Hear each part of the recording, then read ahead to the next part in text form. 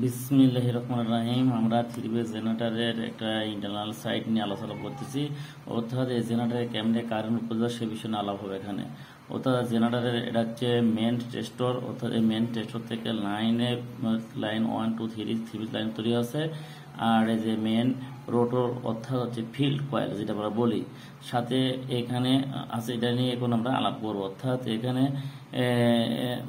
তারপর এটা হচ্ছে টেস্টর, এক্সাইটিক কয়েলের টেস্টর এটা, আর এক্সাইটিক কয়েলের রোটর, এটা ব্যারিং, আর এটা হচ্ছে পার্মানেন্ট হচ্ছে PMG অর্থাৎ পার্মানেন্ট ম্যাগনেট জেনারেটর, মানে পার্মানেন্ট একটা চুম্বক। তার সাথে একটা টেস্টর ওয়ার্নিং করা হয়েছে, সেই ওয়ার্নিং করা আছে। এই টেস্টর থ্রি ফেজ কারেন্ট তোলে এ বেরিয়ে আসে। এখন আসে এখানে থ্রি ফেজ কারেন্ট তোলে এ বেরিয়ে আসে।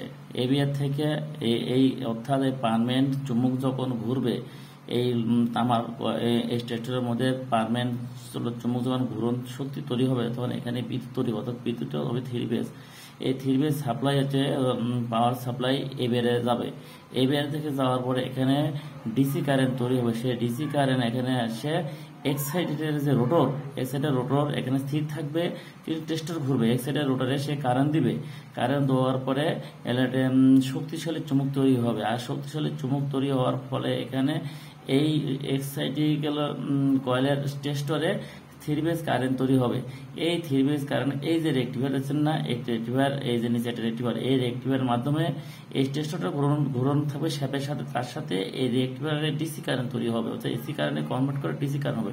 এই ডিসি কারেন্ট তৈরি হওয়ার পরে মেন ফিল্ড, এই যে মেন রোটর অর্থাৎ জেনারেটর মেন রোটর, যখন ফিল্ড কয়েল করে সেই ফিল্ড কয়েলে ডিসি কারেন্ট গেলে পার্মানেন্ট একটা ম্যাগনেট শক্তি তৈরি হবে, পার্মানেন্ট চুম্বক ক্ষেত্র তৈরি হবে। এই পার্মানেন্ট চুম্বক শক্তির ক্ষেত্রে যখন ঘূর্ণমান থাকবে, তার সাথে মোটরের মতন ওয়ার্নিং থাকবে, অর্থাৎ tester warning, main tester warning, তখন এই পার্মানেন্ট ম্যাগনেট শক্তিকে চুম্বক শক্তি কর্তন করলে থ্রি ফেজ কারেন্ট তৈরি হবে।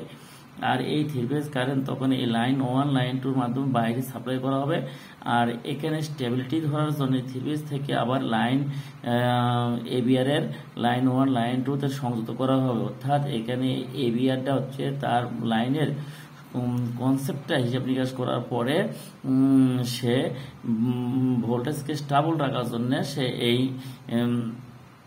মানে সঠিক পরিমাণ মতো ডিসি কারেন্ট রেগুলেটর করবে। অর্থাৎ রোটারে ডিসি কারেন্ট যদি কম এবং বেশি হয়, সেক্ষেত্রে আমাদের ভোল্টেজও কম বেশি হবে। এইভাবে একটা থ্রি ফেজ কারেন্ট তৈরি হয়। তার জন্য আমাদের এখানে এটা হচ্ছে ব্যারিং, আর এটা হচ্ছে আমাদের হচ্ছে ফ্যান, ঘুরন্ত ফ্যান, এটা ব্যারিং, আর এটা একটা শ্যাফট, অর্থাৎ একই শ্যাফটের সাথে থাকে। এইভাবে একটা অর্থাৎ জেনারেটর ইনসাইড একটা ভিউ আমরা দেখালাম। আর এই যে PMG মানে পার্মানেন্ট ম্যাগনেট জেনারেটর, মানে কি এখানে পার্মানেন্ট একটা চুম্বক ক্ষেত্র। অর্থাৎ প্রথমে এখানে চুম্বক থাকে, অর্থাৎ চুম্বকের মাধ্যমে প্রথমে একটা কারেন্ট তৈরি হয় ঘূর্ণন, জেনারেটর যখন ঘূর্ণায়মান হবে।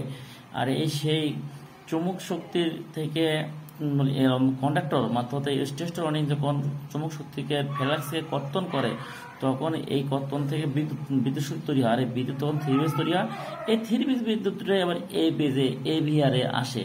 এভিআরে আসার পরে এভিআর তখন থেকে এই থ্রি ফেজ লাইনকে ডিসি লাইনে কনভার্ট করে, তখন এই রোটরে দেয়। অর্থাৎ এই জেনারেটরের রোটর থাকবে স্থির, আর টেস্টার ঘূর্ণমান থাকবে। অর্থাৎ রোটারে যখন ডিসি কারেন্ট থাকে, তখন এটিও শক্তিশালী এই উপরে, আর এই নিচে রোটার মানে কি চারিদিকে শক্তিশালী চুম্বক বল তৈরি হয়।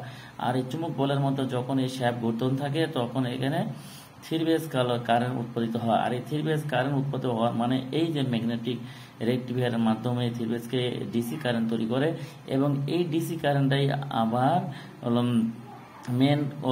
মেন শ্যাফটকে, মেন ফিল্ড কয়েল অর্থাৎ মেন রোটরকে শক্তিশালী চুম্বক কারেন্ট শক্তিশালী চুম্বক শক্তি তৈরি করার পরে, তখন এই তামাটা তখন বিদ্যুৎ পাইলে শক্তিশালী চুম্বক তৈরি হয়।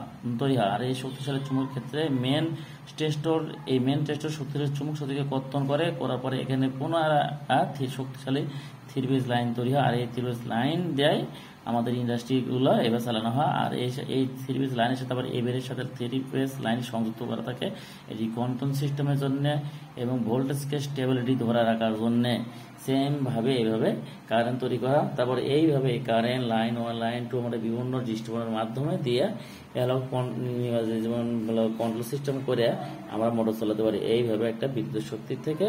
এবারে অর্থাৎ এখানে পার্মানেন্ট ম্যাগনেট জেনারেটর অর্থাৎ পিজিএম পার্মানেন্ট ম্যাগনেট জেনারেটর অর্থাৎ প্রধান বিদ্যুৎ মানে ম্যাগনেট থেকে যে প্রধানত ম্যাগনেট থেকে যে কারেন্ট তৈরি হয় সেই কারেন্টটাকে পর্যবেক্ষণ করে এবারে আসে। এবার থেকে রোটারে আসে, রোটারে পার্মানেন্ট আবার ম্যাগনেট শক্তি তৈরি হয়। সেখান থেকে স্টেটরের মাধ্যমে আবার ডিসি কারেন্ট ও এসি কারেন্ট উৎপাদিত হয়। রেকটিফায়ারের মাধ্যমে মেন শ্যাফটের মেন ফিল্ডের মধ্যে দিয়ে আমরা এসি কারেন্ট তৈরি করি। আর এইভাবে এসি কারেন্ট তৈরি করা হয়। আর এইভাবে ইন্ডাস্ট্রিয়াল ভাবে জেনারেটর বিদ্যুৎ শক্তি উৎপন্ন করে।